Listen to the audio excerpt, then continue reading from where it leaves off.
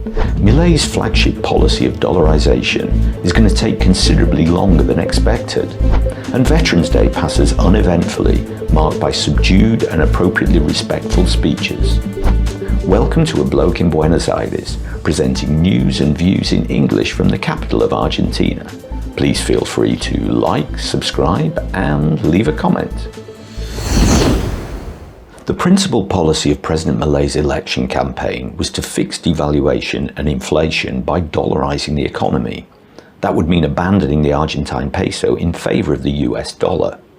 It was presented as a kind of black and white quick fix for the number one problem affecting Argentina, but obviously such a move was always going to be a lot more complicated than simply swapping one currency in favor of the other.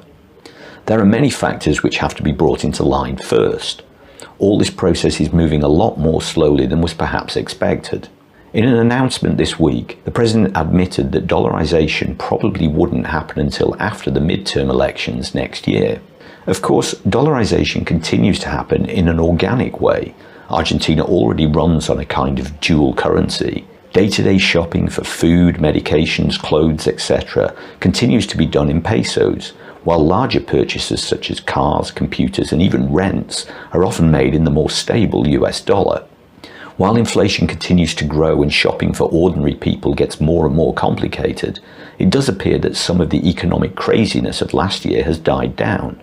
That roller coaster of constant devaluations that punctuated the final months of the previous government and which guided Milei into office has stopped. The big devaluation he made in December put the brakes on that, and even the famous dollar-blue parallel exchange rate has stabilized somewhat.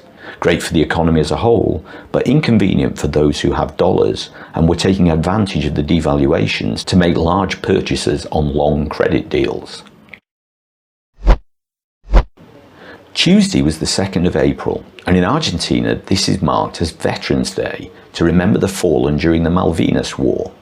On April 2, 1982, the Argentine military government invaded the Islas Malvinas, or Falkland Islands, to the British, in an ultimately unsuccessful attempt to take control of the islands.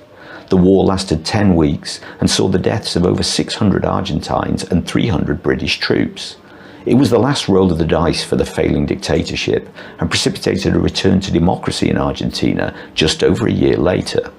There are usually commemoration ceremonies on this date each year, and being British, it's a day I generally like to keep my head down and my mouth shut. It's also a good barometer of how the current government is doing. The war is still a sore point and provides a useful nationalistic rallying point, which Argentine governments often use as a distraction from domestic woes.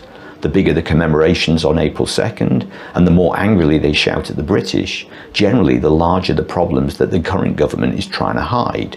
During various governments over the last 20 years, there would often be crowds of flag-waving demonstrators outside the British embassy. Previously, President Milei has been a bit non-committal on the whole topic of the Malvinas, but his vice president, being from a military family background, takes a more hard-line view.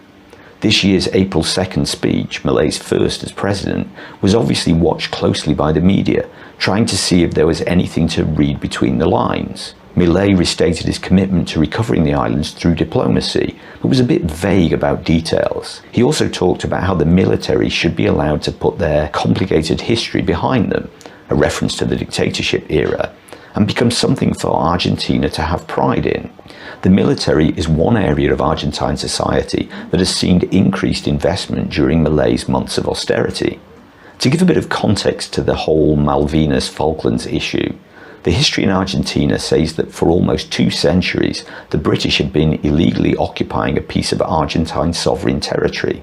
To emphasize this point, the weather reports on Argentine news channels always show the temperature for the islands, even though no Argentines actually live there.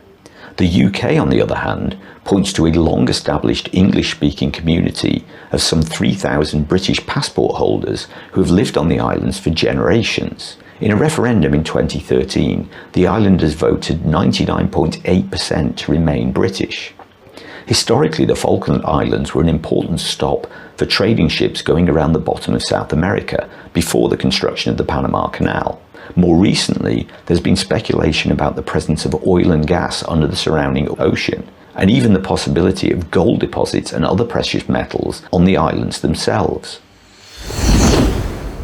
Thanks for watching. If you liked the video, please give it a like and subscribe to see more similar content. And if you want to support the channel, you can buy me a coffee in the link below. And until next time, que tengas un buen día.